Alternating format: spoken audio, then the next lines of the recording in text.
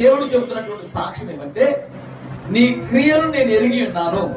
నీ క్రియలు నేను ఎరిగి ఉన్నాను.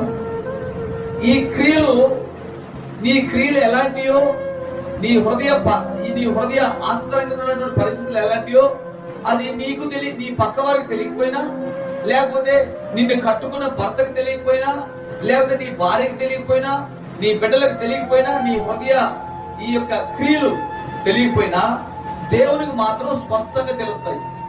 దేవునికి మాత్రం స్పష్టంగా కనపడుతూ ఉంటాయి. ఈ క్రియల గురించి దేవుడు ఏమంటాడంటే, నీ క్రియలు నేను ఎరుగున్నాను.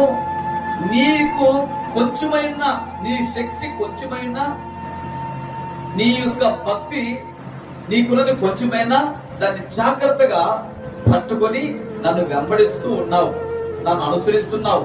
నా నామము నువ్వు ఎరగడం లేదు, నా నామము నువ్వు ఎరిగి ఉన్నావు. నీ స్థితి కొద్దిగా ఉన్నాను, నువ్వు దాన్ని గట్టిగా పట్టుకొని నన్ను నువ్వు వెంబడించి ఉన్నావు, నా నామాన్ని నువ్వు కనపరిచి ఉన్నావు, నా నామాన్ని నువ్వు ఎరిగి ఉన్నావు. కాబట్టి నేను నిన్ను ఆశీర్వదిస్తున్నాను.